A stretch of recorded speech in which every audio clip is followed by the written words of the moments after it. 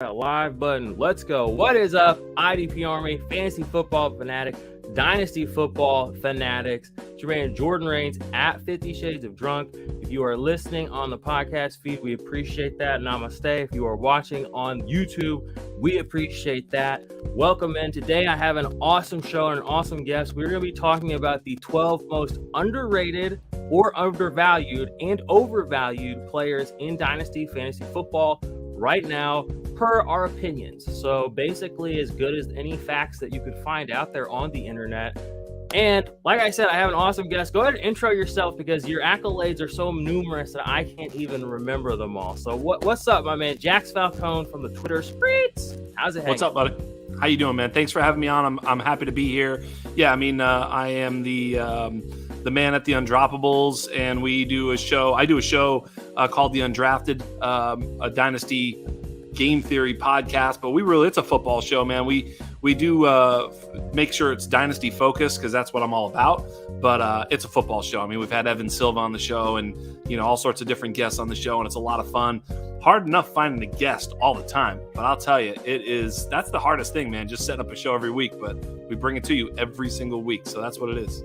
Hell yeah, go check them out. I will have the script of their podcast feed. The Undrafted will be in the podcast descriptions. Speaking of which, make sure you're subscribed to both of our podcast feeds so you're getting all four of our podcasts.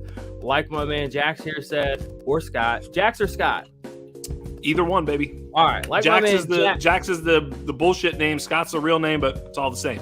All right, well, we'll go Jax. It's like Twitter's our real front. So yes, my man Jax here said, make sure you go check out his podcast, check out our podcast feed. The link for his will be in the description. If you're not listening, check it out. And like he said, it's a holistic approach. He's a football podcast. Look at it. IDP, Dynasty, NFL Redraft, Fantasy Football, Best Ball. That's what we represent, the IDP Army, and it's a holistic approach. And in my opinion, it does make you better at fantasy football. When you engage with more of the variables, more of the players, more of the concepts, you have a more holistic view of the things that really matter on both sides of the ball. And so I'm not going to start preaching about IDP yet, but I'm glad that you said, because Evan Silva is somebody that so many people respect in the fantasy industry.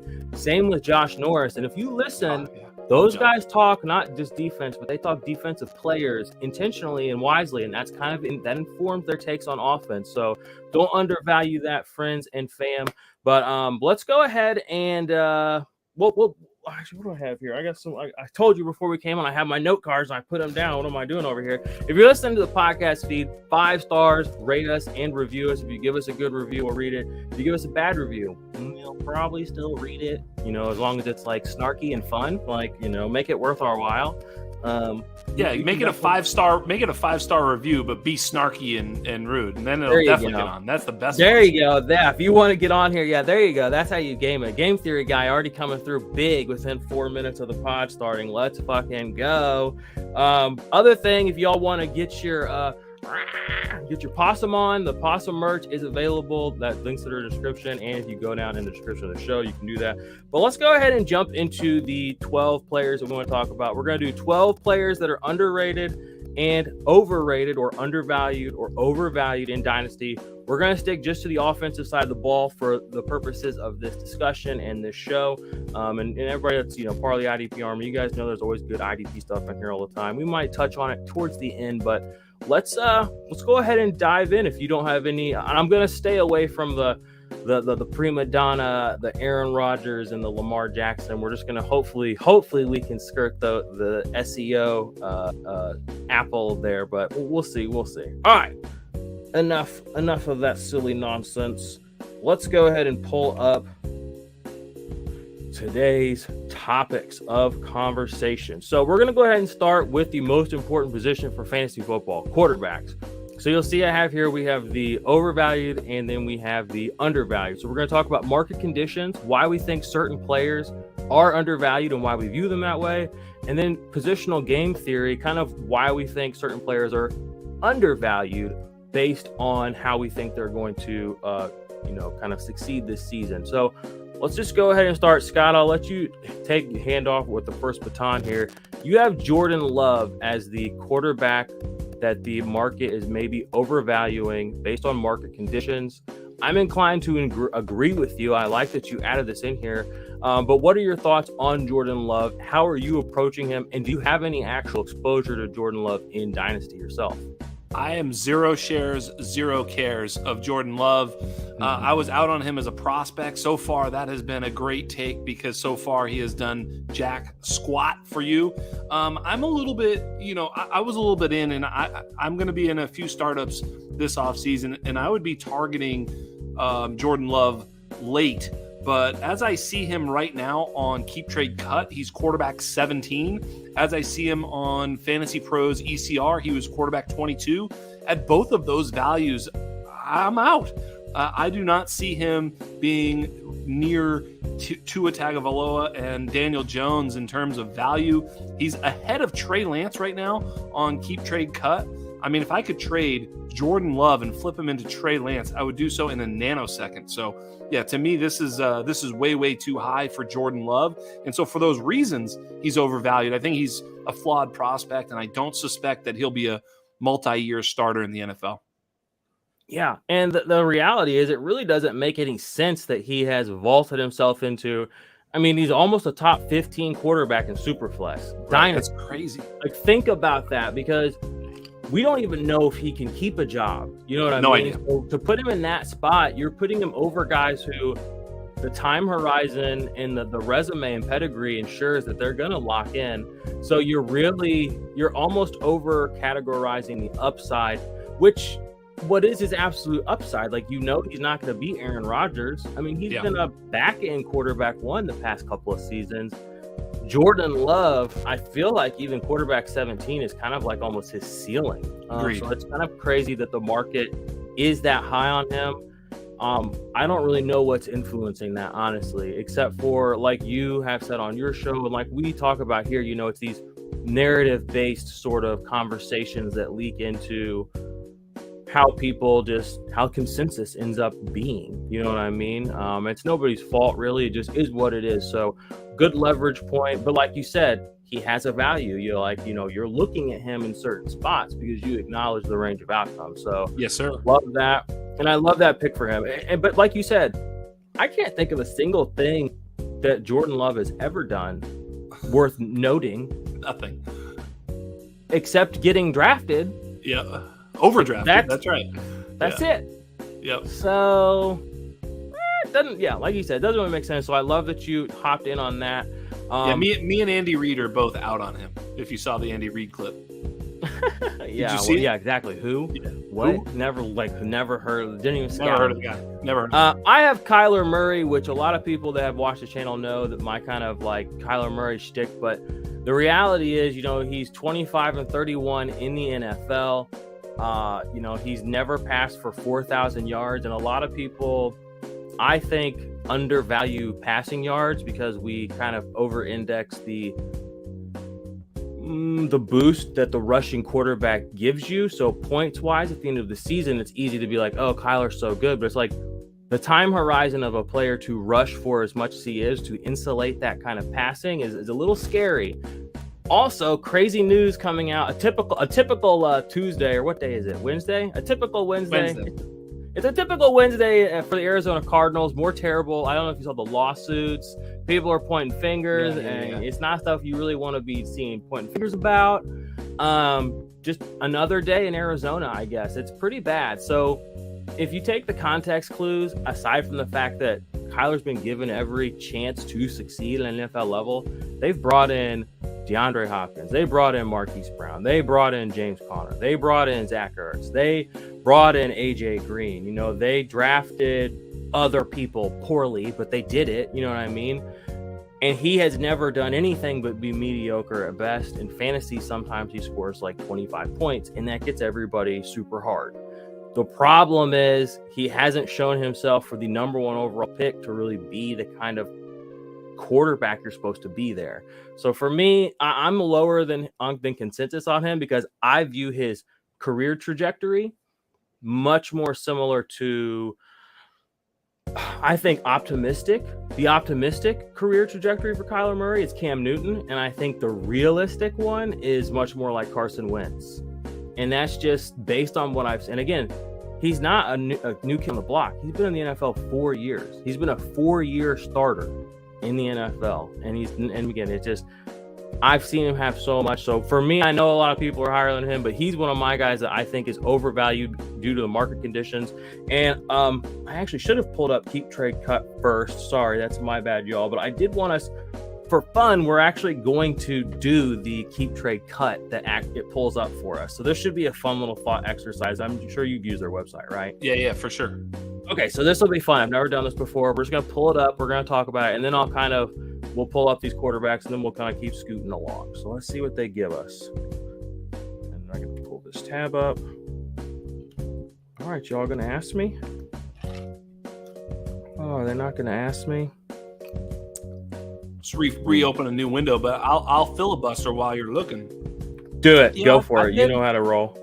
I've been a little bit more bullish on Kyler Murray at his value. I just feel like, at one point he was, a top 3 dynasty quarterback. He was flirting with QB2 and, is he the QB1? I mean, people had that conversation. He was that good. He was the quarterback 3 in his, sophomore season, so to speak, his second year in the league. He put up great numbers, and he slipped a little bit, in year 3. Obviously, last year was bad. He was hurt 2 years in a row. He missed some games. I don't know. The stories about him are a little bit disconcerting in terms of, the type of commitment he may have. He was thinking about playing baseball. Baseball's a bit more lucrative. Could he actually bolt, to play baseball? Who knows? There's a lot of things that kind of go through my mind with this guy. He loves Call of Duty, doesn't really like watching film. There's a lot of narrative in behind him, but at the end of the day, he is a Konami quarterback with elite upside. And right now, he's at QB 11. But there's so many awesome Konami quarterbacks in the league right now that aren't Kyler Murray. Like, he's the worst Konami quarterback in the league, in my opinion. Also the cheapest. Barely. I mean, Watson is the only Daniel one Jones right now. could Maybe be part of the Konami conversation. I don't know. I don't have any Daniel Jones, but I feel like he's come up and he's a little lower there. But irregardless, I don't think Kyler Murray deserves it. That's kind of my thing. It is a value, and this is maybe where he should have been all along, is maybe the bullish case in my opinion. But give me guys I think are not going to be backups in 2 years. But it didn't give us the Keep Trade Cut. Now I'm mad. I mean, I don't know that he'll be a backup in 2 years. I'd push back on that. I think that he's got some problems. I'm not the biggest Kyler Murray defender, but, in terms of pushing him that far down the board, I'll be the stopgap. I'd be the guy buying while you're selling at that perspective. Does that make sense? I've been trying to determine how many, Kyler Murray shares would I be the sort of the net that catches him from falling in the multitude of dynasty leagues I'm in. So far, honestly, I have bought him 0 times. So I've not actually purchased an opportunity of Kyler Murray in a dynasty league, but I am open to it. And so, certainly if I were in a league with you right now and you were, first of all, you probably don't have him, but if, a player like you is starting to get really nervous, I'd probably make a move and try and swoop in. I've seen some pretty cheap ass, Kyler Murray trades where people are getting him for a song, and I think the upside is worth it. He's stable enough because of the contract situation. So, he's not going anywhere. A lot like Carson Wentz to me. I mean, hey, you can bet on it. I have a question for you, just for fun. Yeah. How many rushing touchdowns do you think Kyler Murray has had in his last 25 games? Just a guess. Well, probably like 8. That is the exact number. This guy gets it. He gets it. There you go. How many passing touchdowns do you think he's had in his last 25 games? So 15 and almost 2 seasons. Hold on, I got 38. You nailed it on the money. Is it really? This guy knows his shit. Are you serious? Yeah, you nailed it. You nailed it. But again, like you had to like you wanted to go high, and I could see you reeling in. Like, I gotta be a little realistic. I'm just worried about him. And again, I'm glad we can talk about this and have these opinions because I swear to God, I'm not cheating, dude. That's fucking No, crazy. you're a savant. I knew what I was signing up for when I asked you. Come on, that's why Thanks, I did buddy. it. You know what I'm saying? Appreciate Like I it. give the people of this channel that support us what they want. The good stuff. All right, let's go to our undervalued quarterbacks. Scott, for you have Dak Prescott, who I really do love and agree with you on. Just point of reference, I think Kyler is ahead of him, which makes no sense to me. Yep. In quarterback rankings. Is he right now? Yeah. That doesn't compute to me because I know Dak can throw for like 5K yards. You know what I'm saying? Yeah. Like that's what the NFL needs right now. Even if he's 2 years older. But anyway, yeah. I agree with you. He's undervalued. For him to be under Kyler Murray on keep trade cut is kind of crazy. You know what I'm saying? But what are your thoughts on our man Dak Prescott here? I actually brought him up on the channel a couple of weeks ago as an undervalued player. So lockstep there. Yeah, I was on the Fantasy Pros show and we did a buy sell earlier today, and Dak was a buy for me. So this was an easy question when it came to me. I was like, I'll just double down on Dak. He's the quarterback 13 in keep trade cut, and Pat Fitzmaurice asked me on the show. He said, "Would you trade if you were in a Superflex Dynasty draft the 1.02 for Dak Prescott?" And I said, yes, I would, because I think what you're hoping for either CJ Stroud or Bryce Young to become would be Dak Prescott. You'd be like, fucking A, that was a great pick.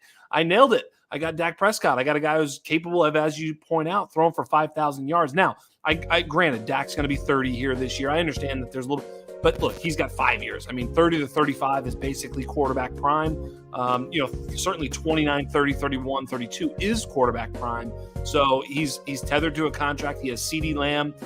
He has Big D behind him, so to speak. In other words, that team is committed to winning. They're not going to just let him hang out to dry. They're going to continue to try and win no matter what, at all costs. Jerry will spend. They just acquired Brandon Cooks. Tony Pollard is an absolute weapon in the backfield. They'll probably invest draft capital on the offense, whether it be offensive line or weapons or both.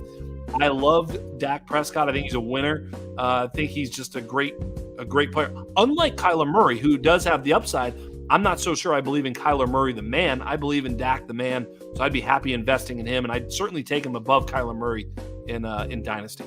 Exactly, and that's kind of where, when push comes to shove, if you take everything away and it's just a blob, it's just a gray, it's just a Mr. Meesey playing fantasy football, playing football.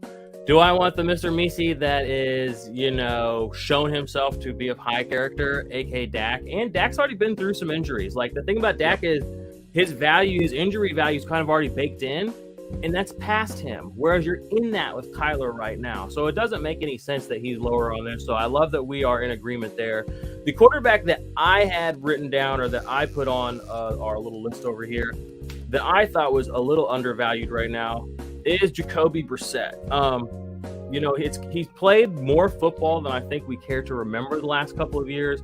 Started for the Colts a couple of seasons ago, started a lot of games. I think it was 11 games this year for the Browns before Deshaun Watson came in. And just a few notes on him, and currently, Jacoby Brissett is signed with the Washington Commanders. I think there's a pretty good chance that he's going to be their starting quarterback. So I think he's probably going to end up being the best option they have. He knows how to play smart ball.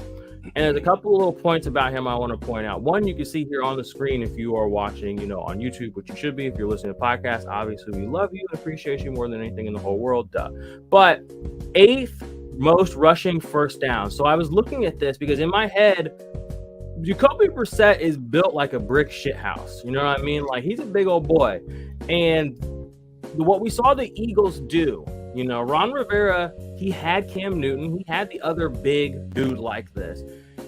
And that's when I thought, I wonder how many rushing first downs Jacoby Brissett had. And these are these auxiliary metrics that I look at that are a little less, super deep analytical. But to me, it's like, how many times did he keep the drive going? How many times did he give himself more chances to do things on the football field? And then how did that compare to the other quarterbacks? 8th most in the NFL. But here's where it's really, really fun. Okay, he only played 11 games, okay? 2 of the guys ahead of him are Marcus Mariota and Joe Burrow, both who played a lot more games. And then the other quarterbacks that were ahead of him are only the guys you would expect. Okay, it is the Jalen Hurts, Allen, right? Daniel Jones, Daniel Jones, Josh Allen, Jalen Hurts, Justin Fields. That's it. Jacoby Brissett is the 5th. So it got me thinking, like, okay, so we have this sort of thing happening. We have this player archetype, built like a brick shit house. And again, like, it made me think, go look at this, because Stefanski's a smart coach too.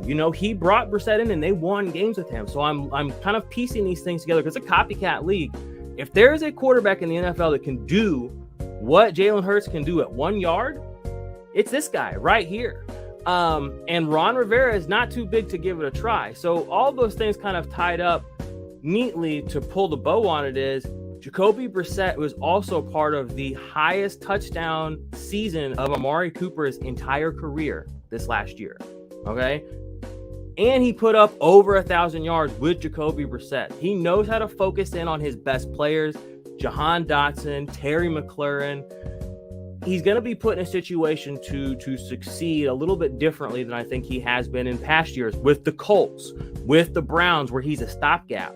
He could take over and be this guy. So for me, where he is right now in keep trade cut, I didn't even look because I know it's too low and he's really not even part of the conversation. But if you play Superflex and you play 2 quarterback league, somebody in your league knows a lot about Jacoby Brissett because they've probably started him a lot the last couple of between the last 3 or 4 seasons.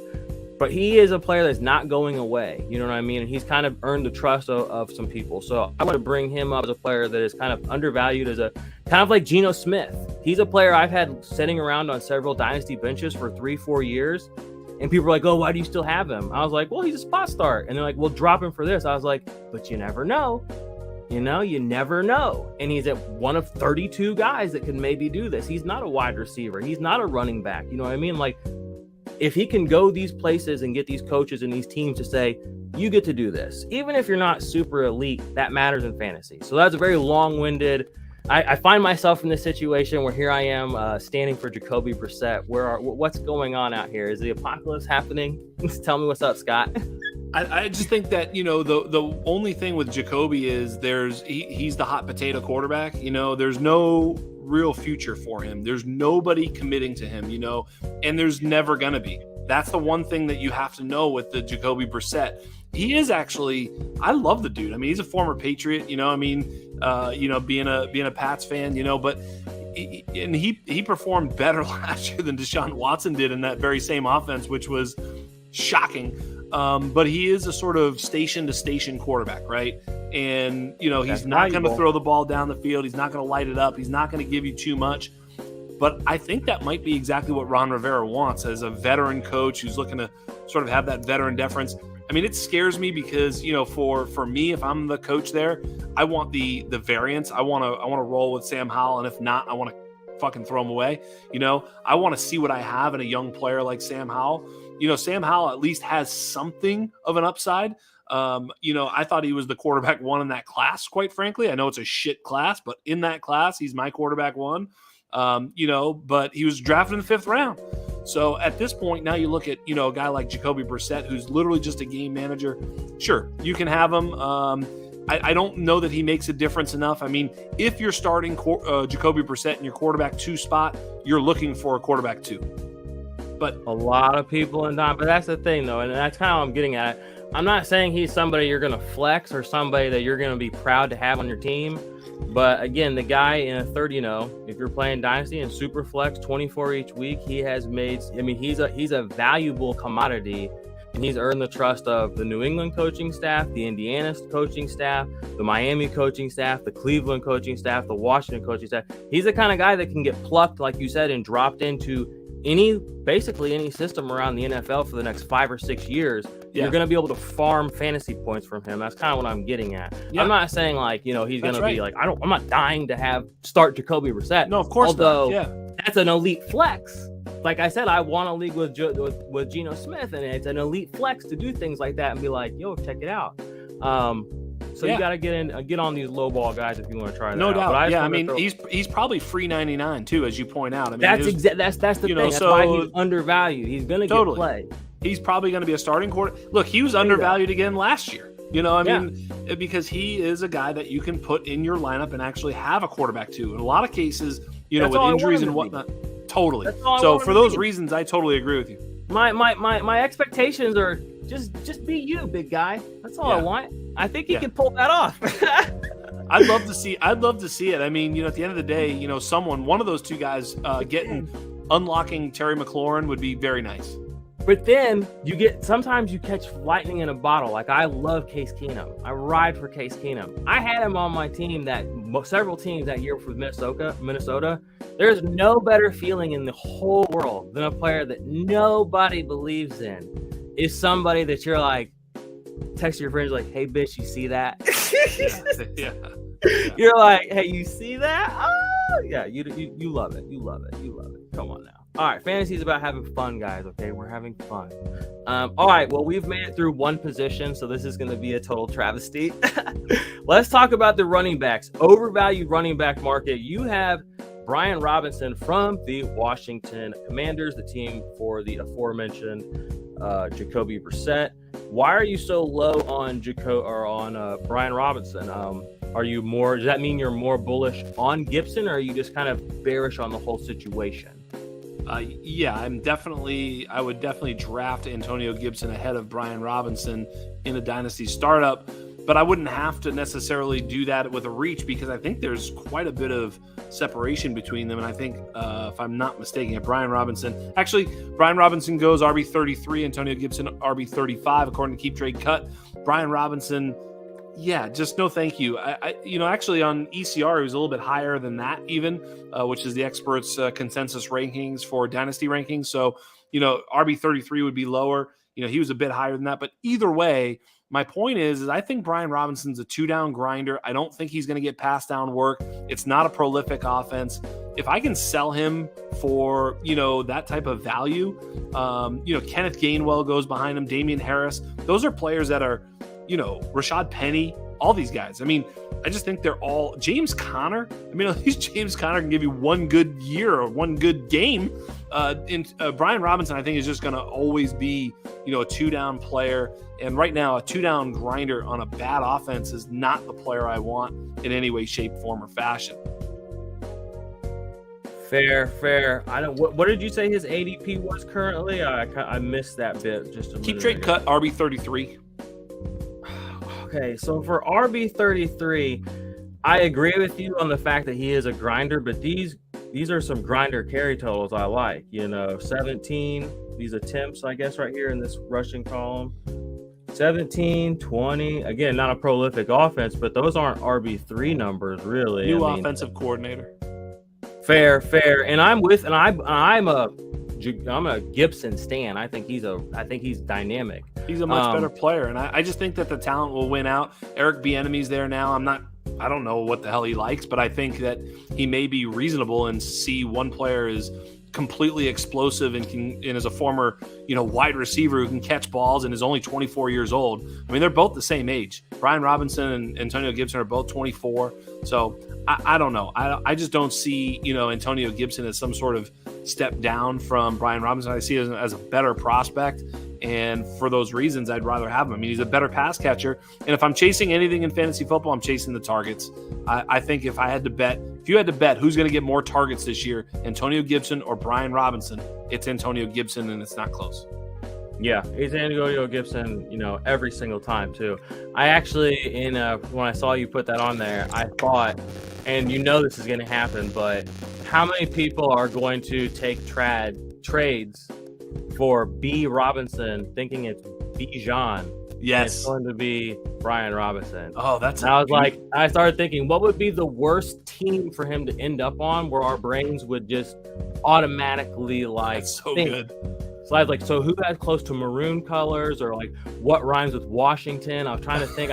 Or Commanders. I couldn't really come up with anything. Yes. But whatever team was the absolute worst, maybe it is literally he goes to the Washington Commanders. There you go. Like, that would be great. What's going to happen. So prepare yourselves, y'all. If B. Robinson, anything comes through the trades, you better be holding that phone way out here and that hand way up here. Best check yourself 100%. That shit's on you too. Don't press accept and then be like, yo, I thought it was Bijan. Yeah. You check that shit. Do your research. Do your due diligence. All right. Don't be blaming everybody else because you got, because you got fucked. You got worked. Yeah, that's right. Fuck yourself, Yeah. Yeah, I ain't about that. That's why I can't be commissioner, though, because everybody be like, man, you're the worst. Yeah, I just tell them to work it out yourselves. I didn't set this fucking league, the computer system up. The computer system was there. You guys worked it, so it's your problem. Honestly, if they want to undo the trade, they can just retrade it. It's not my problem as a commissioner. Their ADP is so close. I agree with you. And here's the thing, if we're in it, I don't think I'm lower on Brian Robinson than you are, because I actually am kind of bullish on him, but I am very bullish because again, I'm a basic ass motherfucker. I like a running back too that gets 20 carries as a grinder. That's fine with me. I got a lot of AJ Dillon out there. I got some Brian Robinson out there, but I also like Antonio Gibson. And a lot of people kind of threw him under the bus last year when Brian Robinson got drafted. And I was like, this dude had like 370 touches last year coming off of like 2 crazy injuries. He caught like the 3rd most or 4th most passes, I think, out of any running back. And I was like, so he didn't have a lot of, he was basically Najee Harris with less touchdowns. It was just like, it was all the auxiliary stuff was crap. But I was like, what we learned here is that Antonio Gibson can be a workhorse. Now, maybe they don't make him do that, but remember coming in before that, it was like, oh, he special teams, or, he's just a pass catcher. And then he went out and had like the 3rd most touches in the whole league, I'm pretty sure. You'll have to go vet me on that if y'all want to, but it was like Najee, it was Najee, it was like him, and I think Dalvin Cook had like a shit ton of touches out here. And Derrick Henry. We go look it up, and I was like, okay, like he can handle a workload. Brian Robinson, like you said, not as necessarily as prolific. They might not have to use him.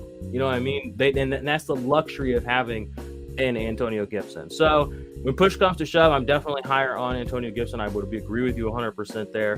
But you never know what happens. I mean, if I'm going to take a 2-down grinder, look at Damian Harris just sitting there at RB 43. Like, what are you, crazy? You're going to spend up on Brian Robinson at RB 33 when you can get Damian Harris 10 running back slots later. That could be 3 rounds later. I mean, as a matter of fact, it's 40 picks later, almost 50 picks later in keep trade cut. If that's happening, I mean, because really it's year by year with these running backs. There's no guarantee that you could say, well, Damian Harris is 26 and Brian Robbins is 24. Really, they're going to be doing stuff at 28, 29 years old. These guys are year to year. I mean, you just don't know. Jamal Williams scores 20 touchdowns last year. This year, who knows, right? But, so you just don't know. They're year to year, these guys. Sometimes they have opportunities, sometimes they don't. I don't know exactly what Brian Robinson's opportunity is going to be compared to Damian Harris, but I would project them to be somewhat equal. But the touchdown upside in Buffalo is far greater, and he's way cheaper. Gimme Damian Harris. Yeah, definitely. Market conditions indicate that is where you should go. I 100% agree. And that's why you have to look at things like keep trade cut, and you have to aggregate that against the consensus on Fantasy Pros and the consensus on whatever your favorite website is or whatever you choose to do. So so my guy that I'm lower on at running back than market value is J.K. Dobbins. He on keep trade cut, I was honestly kind of shocked to see how high he is. I mean, he is running back 16 on keep trade cut. And I gotta share that real quick just so y'all can see it, just so y'all know I ain't fibbing. Running back 16 for J.K. Dobbins, and this guy has really never done anything. Let's just look at his entire career. Like let's just call it how it is. In his entire career since being drafted in 2020, he has had 32 targets.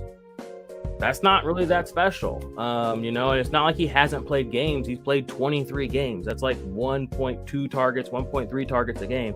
So I've heard people say like, oh, he's a pass catcher. I'm like, where are you seeing indication of that? I think the most targets he ever had was 4. Let me see if I can share this screen. I think that happened this last season. Yeah. So if you go back over his career, I'll just go and pull it up. 2022, that was when he missed a lot of time. I think he missed the whole season.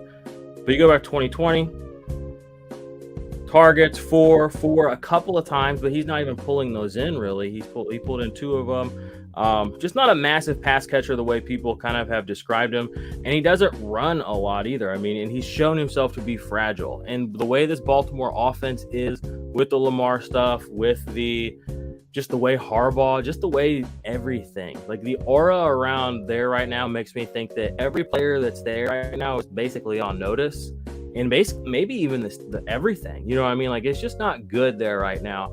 And there's just not really anything to indicate that he could be or should be that highly ranked. I mean, fantasy points through his career, I mean, this guy rarely has gone over into double digits. And 20-point games, we got one. I don't know. I just don't see any real upside. And at running back 16, to take J.K. Dobbins, again, a player who has 32 career targets, you're passing on some really high-quality players. You're going to be taking him over a DeAndre Swift, somebody that as recently as last year was like, wasn't he a top 5 dynasty running back? Wasn't that a consensus kind of take? You can get that now at a discount for a guy, J.K. Dobbins. You know what I mean? Well, Derrick Henry, even if it's just a one-year plug and play, Derrick Henry is probably a lot more likely to win you a championship in reality and sooner than J.K. Dobbins. I wouldn't put that risk on my team. Sure, the time horizon looks nice because he's only 24, but what he's put on the field is just scary. Why would you ever take J.K. Dobbins when you can take David Montgomery, someone who's had multiple 250 touch seasons, been a consistent, not super elite, but if you have David Montgomery as your running back 2, I don't really care where he plays. He's shown me enough to be worth a lot more than a J.K. Dobbins, and he's sitting here at running back 24. He's on the cusp of being a running back 3 in Dynasty, and people are out here trying to sell me J.K. Dobbins at running back 16. Y'all need to pay more attention. So that's kind of my thought process there on J.K. Dobbins. Just the ultimate upside is just, what is it? You know what I mean? Like, in reality, what is it? And it doesn't look very good. Best case scenario, running back 16. Like, that sounds about right? I have J.K. Dobbins as my RB 15 in Dynasty. I do like J.K. Dobbins. I think it's fair. I sold J.K. Dobbins for I mentioned this on 2 shows I was on already today, but I sold J.K. Dobbins for Rachaad White and the 2.05 in this draft, this rookie draft. I think that's a huge win. So yeah, I'm selling high on people who are super high on him. First of all, I think J.K. Dobbins is one of my favorite players. I love this dude. He hasn't played for 2 years because of injury. He had the ACL and the difficulty coming back from it. So last year and the year before, 2 basically wash years. We saw this with Dalvin Cook. He had the ACL year and then the wash year behind it. Dalvin is also a great player. Just running backs coming back from that ACL is really difficult that first year. They try and come back. They're warriors. The pass catching is a huge problem as long as Lamar Jackson is there. Lamar Jackson doesn't target running backs. I think J.K. Dobbins is actually probably a high level or at least a above average pass catcher in the NFL. He had 71 catches in college. He was almost 10 yards a catch in college, 5 career touchdown receptions in college. I think he was a good enough receiving back profile coming into the NFL, but it doesn't matter. You can put Alvin Kamara there. They're not going to throw passes to the running back. Doesn't matter. So at the end of the day, his receiving upside is capped. So I think he is more of an RB2, this year if he can stay healthy. Look, health, I don't think that he's been injury prone. He's just been, having a hard time coming back from it. He was pretty dominant. He was very, very dominant on a per touch basis this last year. So much so that all of the DFS bros were looking at the 50%, snap share and just saying this can't keep continuing. And yet it did. He just kept ripping runs. He is a very, very good running back.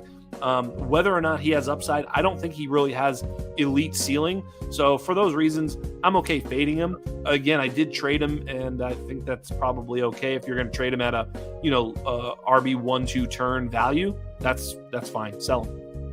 Look at these, just to your point, look at these 3 numbers right above your head here. These are his yards per carry for a 3-game stretch. 8 yards per carry, 9.62 yards per carry, and 4.9. And he carried past a dozen carries in each of these games. So yeah, you're right. He was ripping it. And that's he was ripping it. He's shown himself to be explosive at times. And that's and are those the targets? Look, 1, 1, and 0. I mean, that's the problem, right? So, look, the guy is absolutely dogging it and he gets 12 fantasy points. You know what I'm saying? He's just killing it, absolutely fucking crushing 12 points. That's the problem. So there's an upside problem with J.K. Dobbins. It's been there the whole time. Look, who knows if they change quarterback? I doubt it. I do think it's more likely than not we see Lamar back there. But you're right in the upside downside of J.K. Dobbins. I'd just be careful, with the prospect. I think he's a great prospect, but the situation you spot out perfectly. I would, I would say buy low, but again, like dynasty, like running back 16 is that's too high. That's not low. Dynasty. It's not low, exactly. Like you're buying him at his ceiling, and it's probably higher than he's been even the last year when he didn't play, which again it's just like we're further along. I don't know. Anyway, we'll move on because I want to keep us rolling here. You have undervalued running back. So you have Cam Akers. I love this. I was a big Cam Akers stan last year. He had the Rams were the weirdest team ever. They've been the weirdest team ever for like 6 years. I don't know if we ever really paid attention. But talk me through why you are still in on Cam Akers. Because I want to hear it. I love it. Well, I see your guy there. Let me ask you a question. Who do you think's older without looking, Cam Akers or Isaiah Pacheco? Probably Pacheco. Yeah, he's pretty old. I think he's almost 24. He's like 20. I know he's 24 at least. He's over 24. Cam Akers still 23 years old. And so, look, that's not the end of the world. Like I said, you don't have to look at age. But Cam Akers was an elite prospect, second-round pick. Isaiah Pacheco was a seventh-round pick. Isaiah Pacheco's a sell for me at this value. We can talk about them both at the same time. Basically valued the same in Dynasty. I love Pacheco. Dude, you watch that kid play, you're like, fuck. I mean, he's a big kid who moves fast. He really doesn't have actual pass-catching ability. You've seen him sort of get thrown the football. It's not pretty, but on a screen or whatnot, he can catch it and go. That's for damn sure.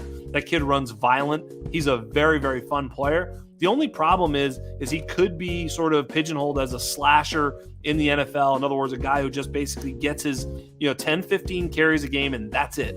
That's his cap. That's his ceiling. That's what his utility is in the NFL.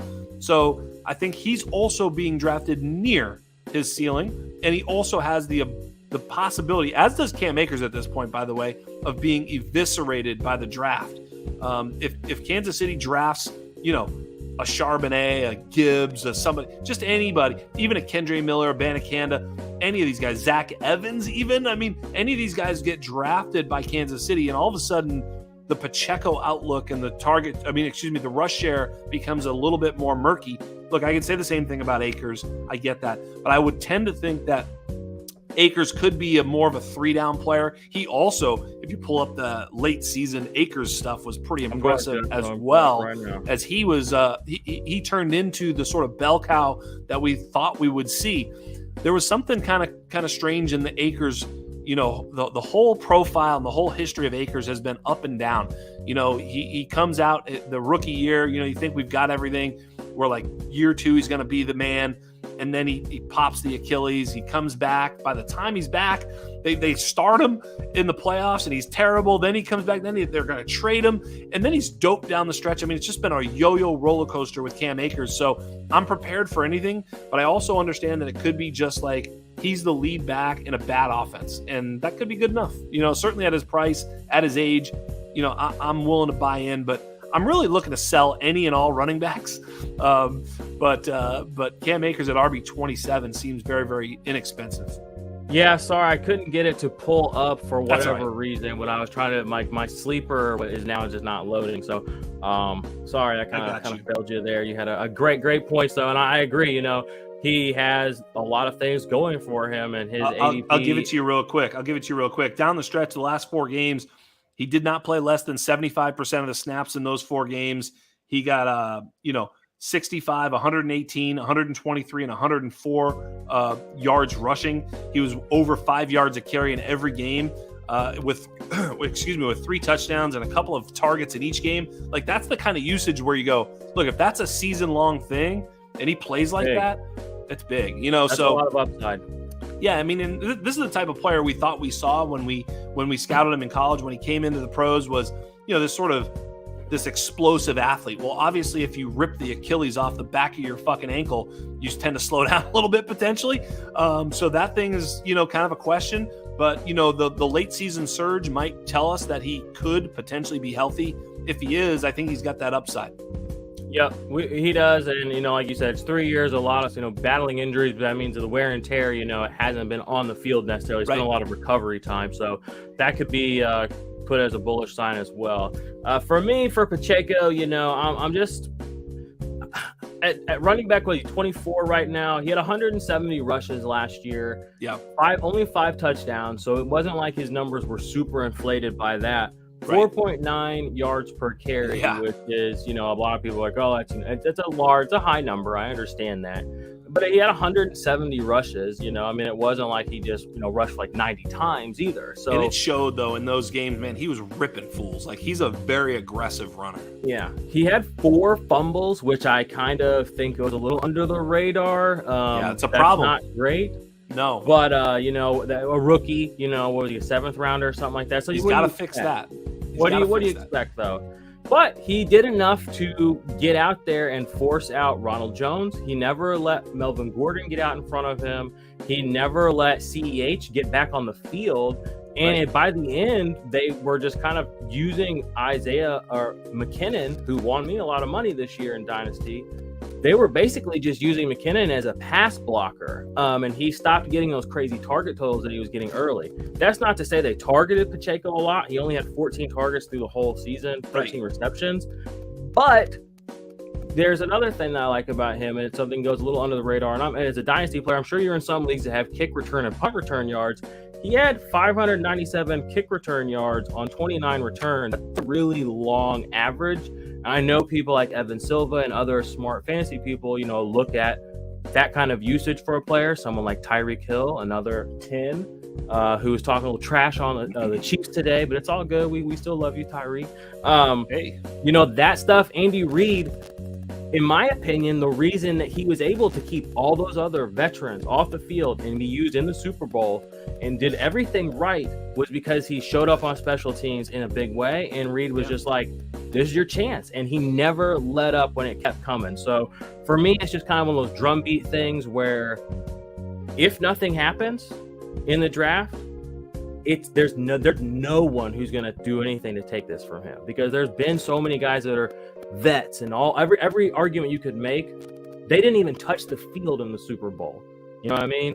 Yeah. And knowing Andy Reid, knowing the Chiefs, just kind of knowing that team, I think that this time next year, he's going to be one of those guys that people are going to be like, he's top 10 and things can change. Look at Ramondre Stevenson. I think he had 14 targets 2 years ago, and he had like 90 this year. Just like the drop of a hat, things change. So Pacheco's the ultimate upside play. I mean, he's a huge risk-reward play because he could get eviscerated with some. Look, if anybody gets drafted to that team, they have more draft capital than him because he was drafted in the 7th round. So what happens is sometimes that just can happen. But it appeared to be that they really preferred him. And as a rookie, he was getting meaningful touches in the playoffs. I mean, he had more than 10 carries in each playoff game. So, I mean, they did prefer him.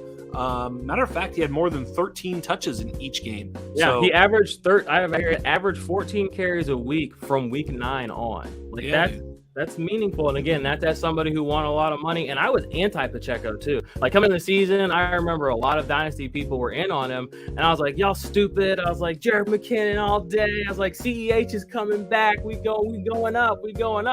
And then I started to be like, and then he started running. And I was like, it's one of those things where he's looking good and you're just grinding your teeth like, yeah, well, he didn't look that good, and you're like, man. And I was just like, all season, I kid you not, I was like that. And as soon as the season was over, I was like, oh my God, the biggest Isaiah Pacheco guy ever. Just because I was like, I'm going to just sit here and pretend I'm going to confirm my priors. But the reality is, like, what people saw early on that I missed, and I feel like because they got a little bit of a burn, they're kind of off at running back 24. That might not even be the highest he's ever been. I actually want to look now on Trade Cut, because what's he done to go down in value? You know what I mean? Like all he's done is show himself to be that dude. Running back 25. He's a running back 3. The Chiefs running back 1 as of right now is a running back 3 per Keep Trade Cut. Go get him, guys. Oh my gosh. All right, Jax, we got it. It popped up. Yes. All right. This is what we're all here for. This is what Keep Trade Cut does the best. They give us or they crowdsource information for us. If I can get my screen to work properly, we'll do... Both at the top would be, I think. I the know. spot. There's all these new features on StreamYard. Juju, Jimmy, and Dalton Kincaid. There it is. Here we go. All right, so here's our Keep Trade Cut for the people on the podcast. It finally popped up. It's got us a Juju Smith-Schuster, Jimmy Garoppolo, and Dalton Kincaid, like you just said. And this is super flex, half PPR, 12 team. Always assume super flex. Like, let's live in reality, folks. Yeah. Ooh, so what do you got? I mean, give me Jimmy.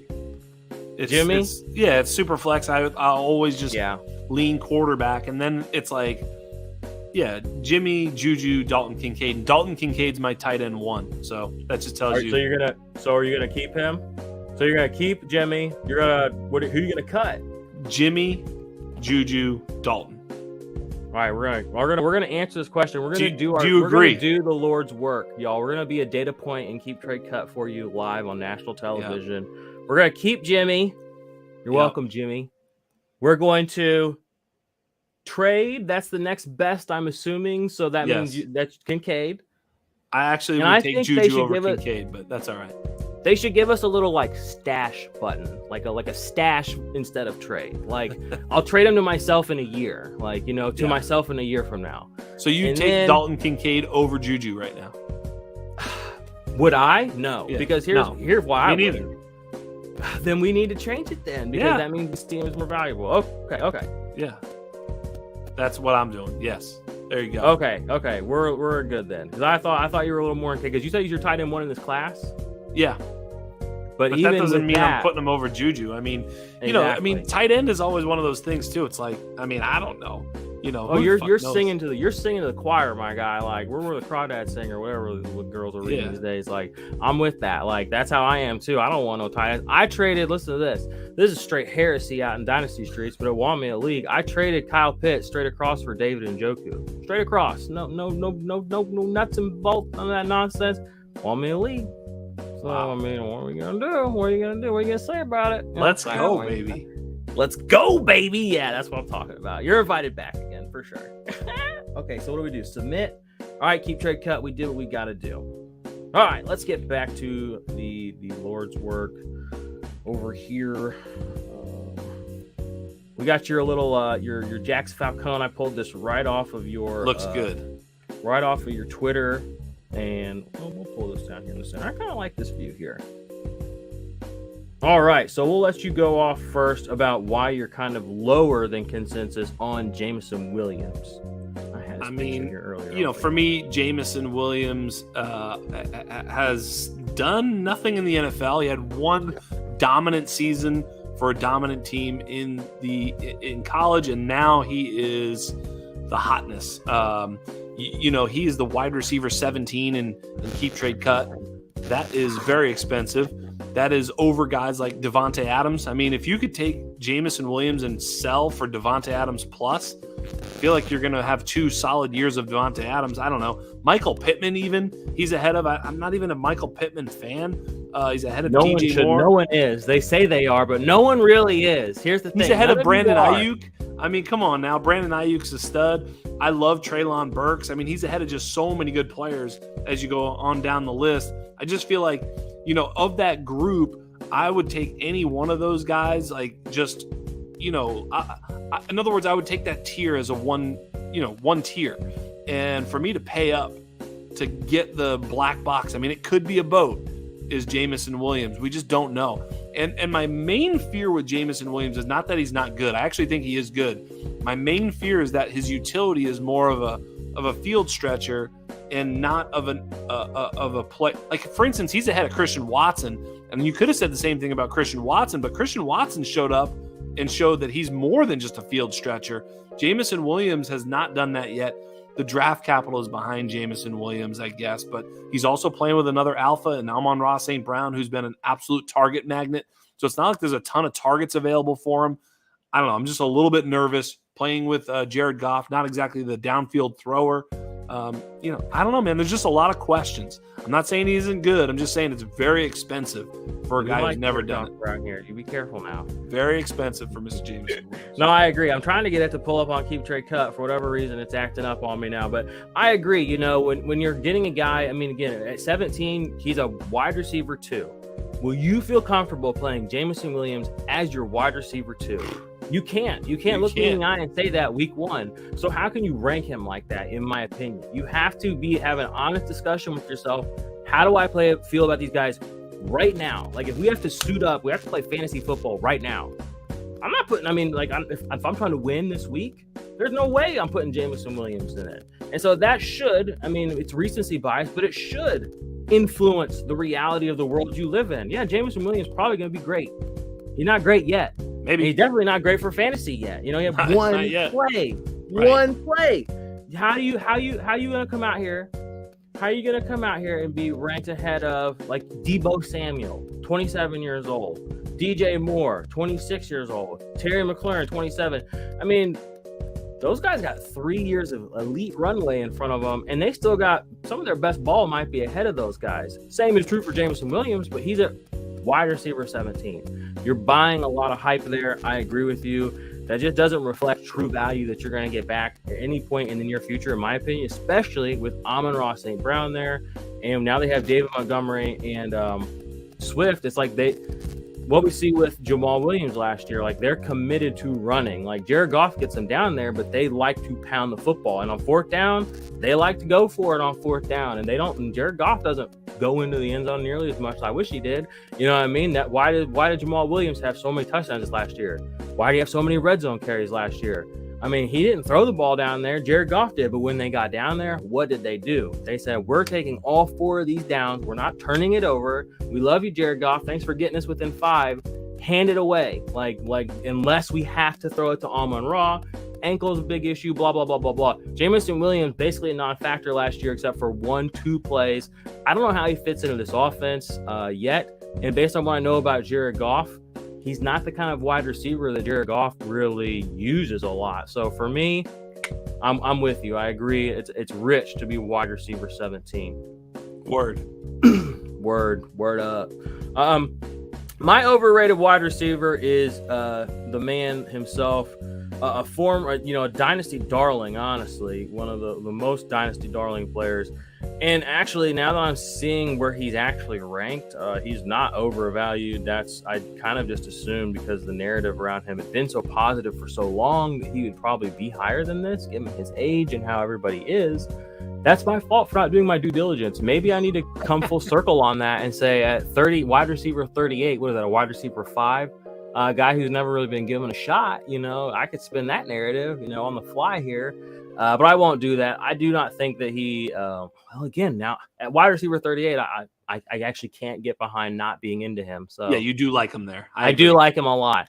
But you know what I like a lot more is this trade that I just did this last week. And now I traded Rashad Bateman straight across for Isaiah Pacheco in a triple flex, super flex, or triple flex best ball league I'm in with some pretty cool dynasty people from around the way out there. And I feel really good about that now. Because I think he thought he was getting one over on me. Oh, boy, girl, what you talking about? All right, well, that's easy then. I don't have to talk about Rashad Bateman. Let's talk about the undervalued wide receivers. You have Isaiah Hodges here. I have DK Metcalf on my list. I only think DK Metcalf is undervalued because of some of the people who are unironically seem to have worked their way ahead of him. Like, what are we doing? I love Chris Olave as much as the next guy, but wide receiver 8, like DK Metcalf is that dude. He's been that dude. He's 3 years now in the league, 4. He's done it with multiple quarterbacks. And he did it with another wide receiver doing it right next to him. One of the best in the league, Tyler Lockett. So people are like, oh, Chris Olave, he did it without any other extra help, blah, blah. No shit, he did it with no help. Like it's Michael Thomas type inflation in production. It's inflated. We're down. Love you, New Orleans Saints. We're down or we're really close. All right. And we only have one guy out there running the route. Let's talk about it. So we're going to throw it to him. You know what I'm saying? Like, that stuff doesn't last. You know what I mean? That's not built to last. So I don't care what all the other stuff is. Wide receiver 8, nah. How you all be putting DK Metcalf 2 spots behind him? I mean, or even in the same breath, honestly. Like, let's be real. Chris Olave in the same breath as DK Metcalf. I mean, he had 13 touchdowns, I think, this last year. I mean, just let's put a little respect on DK Metcalf's name. It's just unreal that, I mean, I was just kind of shocked, honestly. So I'll cede the floor to you. What are your thoughts? I just think, I put out a poll. I want to pull it up now. I put out a poll because I know why this made me so mad, because they're only 2 spots away from each other where we just spoke, right here on Keep Trade Cut. But look at, oh my gosh, you're kidding me, computer. Ah! All right, well, I have this poll. I'll retweet it, but almost 70% of people would take Chris Olave right now in Dynasty per Twitter poll over DK Metcalf. That's insanity to me. That's the literal definition of insanity. But I cede the floor to you because my computer won't load anything right now, so I can't pull my numbers out and keep shooting away. So, maybe I've drank the Kool-Aid. I'm a little bit in on Chris Olave. Yeah, I mean, his peripherals were really good last year. I mean, he was a big play player down the field. He was highly targeted, and yeah, it seems like he's going to be a guy. Now, here's the thing: he's also somewhat of a projection. So, we've done this so many times before with early producers. Whether it be Juju Smith-Schuster or whatever. I mean, we've been burned by this before. So I'm not here to just tell you you're wrong. I am here to tell you that I may be wrong, but I'm okay with the DK Metcalf love if you want it. He's a monster. He's probably not going to get hurt. He's one of the most fabulous athletes on the planet. He's a LeBron James level type athlete when it comes to size, speed. And so, for those reasons, I guess you can definitely say that he's not going anywhere. So I won't push back too hard, to be honest with you. At the end of the day, though, Isaiah Hodgins is wide receiver 73. He's going off, somewhere around pick 200 in a draft. I don't know, man. I just think that he has the upside to be sort of the team's wide receiver 1. Now, he won't be the number 1 target. In New York, you're going to see, Saquon Barkley and Darren Waller be the number 1 target. But Daniel Jones had eyes for Isaiah Hodgins down the stretch. They made it their priority to sign him immediately. He was the first bit of action that the New York Giants did. They first order of business, they signed up Isaiah Hodgins on a 2-year deal. I think it was almost $12 million. So they clearly had plans for him. They've since signed 72 slot receivers to play alongside of him. But I think it's basically, Isaiah Hodgins. Now, they could draft a wide receiver. That would not surprise me at all. But I think there's a role for Hodgins almost no matter what happens. He's going to be one of the 2 outside receivers. If they draft somebody, it's likely to be an outside player who sort of maybe moves Slayton along. But and then there's so many slots, it's unbelievable. But one of those slots will play.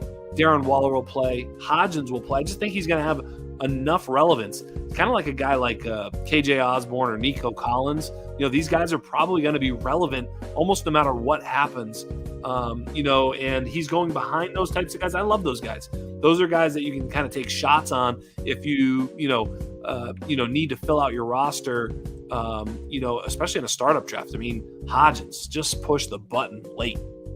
Yeah, I agree with you. I don't know where his picture just went. Like I said, my computer's on the fritz over here. I think my battery's about to die on this one, so we probably have to shut it down a little bit before we finish these tight ends out. But yeah, I like that. And like you said, the coaching staff went out of their way to bring him in. The Bills drafted him, so it's basically the coaching staff that drafted him, bringing him in. They think, look, we've had success with this archetype type of player, with this archetype type of quarterback. Let's bring him in. We know, he hasn't produced so much that he's going to put us out of pocket. We can still address the position without making any waves. I think that's one of the better signings that you could say that they've had in a while. So Isaiah Hodgins is somebody that I am going to be looking at more, probably more in best ball, but I might throw some dynasty feelers out there too now that you kind of put me onto him.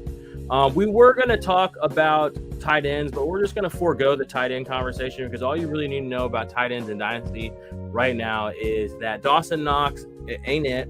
and David Njoku is, okay? David Njoku is it. I do like David Njoku. I've been getting a little bit of pushback where I had David Njoku ranked in Dynasty for us, so I don't disagree. Forget them.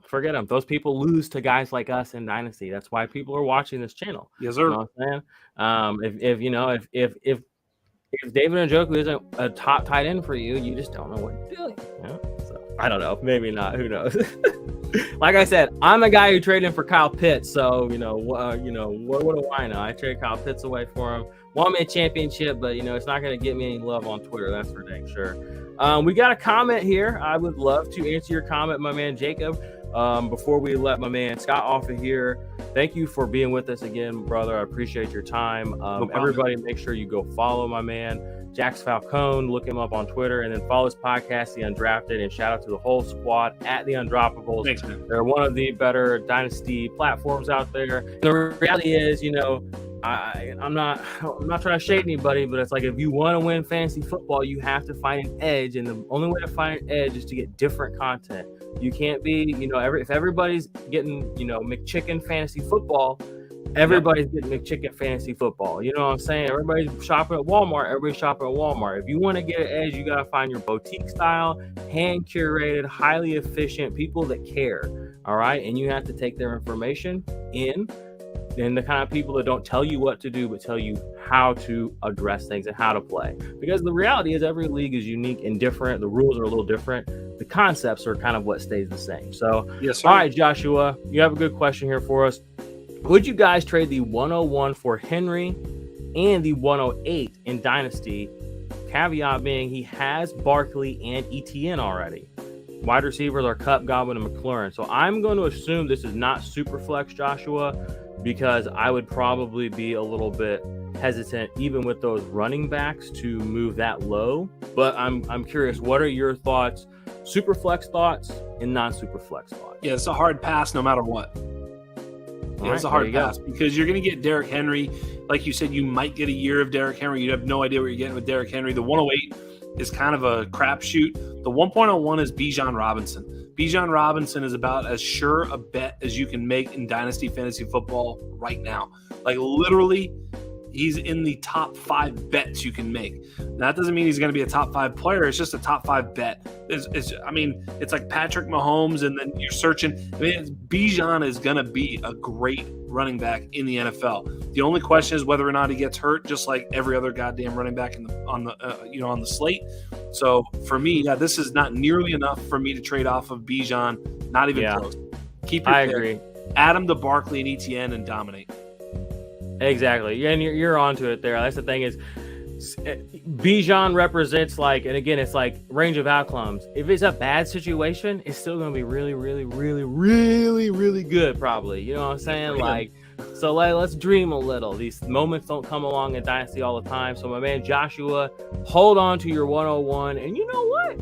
He might come at you with even more. There might be something that slides in here in a night or two. It looks a little better than that. I don't know what he's doing. He might make some moves. That's what the smart Dynasty guys do too. They go out and get people what they want. So if you kind of drop some hints, if you have an idea of, something where you might not ask us if it's good, where you're like, oh, that's a smash, throw it out there, drop hints, and play hardball with trades. That was something we were going to talk about. Honestly, I had about a dozen more talking points for us, but we got caught up in the player takes. I thought we did good covering the players and then the concepts around how we're viewing those players and the positions. So no complaints from me. Any final words from my man Jackson? Again, we thank you so much for being here with us. You've been a pleasure. Super fun. Like I said, we will be having you back on again. Thank you. Appreciate it. Yeah, no, thanks for having me on. You can find me on Twitter at Dino Game Theory. That's where I'm making fun of people and just kind of throwing some shade all over the place, trying to be very sarcastic. So Twitter's where all that shit happens. There'll be some takes where you can find our very pragmatic takes and some really great content, including The Art of Dynasty by none other than Mr. Chalk. If you don't know Chalk, then he's kind of the dragon behind the scenes. He's a genius. He's an absolute stud. And he's written a series about Dynasty. It's found on the website at The Undroppables. And then check me out on The Undrafted. We have a great podcast that we have new guests on every week, and we really just talk Dynasty and have a lot of fun with it. So that's where you can find me, and I hope you do. Yep, like I said, guys, I can't endorse it enough. You guys know me. I don't consume a lot of fantasy content. I create it. One of the few, people who I think can pull good conversations out is you. And you have such a variety of people. And again, that's what I want. I want to get so many perspectives. I want to be a melting pot of ideas and thoughts and processes. And I want to learn as much. And then I want to share that with people. So you're definitely got one of the better podcast feeds out there for Dynasty. Shout out to you. Shout out to all the Undroppables. IDP Army and everyone that's still sticking with us. We appreciate you. Smash that subscribe. Make sure you follow us along on the podcast feeds. And remember, IDP and the P is for positivity. Ah! Where's my video? Let's go, baby. My computer's dying on me, y'all. We're ending this. It's over. Having trouble connecting. Please check your internet connection. It's happening. Is it? Okay. I'm hitting on this computer too. Bing bong. All right. After the world's most awkward ending of all time. It's all right. People love it. People love it. I still can't even tell if it's over. It's still live. Are you serious? Yeah. That's what it says anyway. Well, sorry, y'all. You can just go ahead and pull your...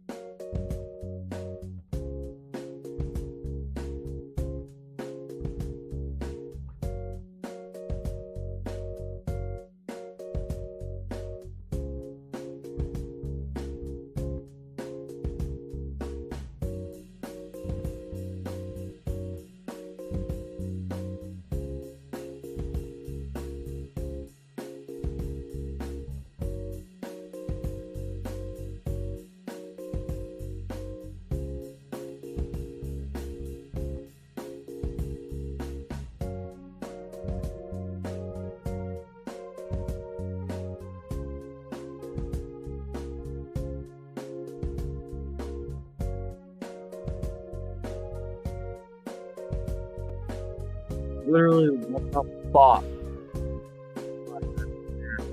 Fucking ignorant right now. Jeez. All right, let's try this again. Sorry, Jax. Great show. Thanks everybody for being here. IDP and the P. Positivity.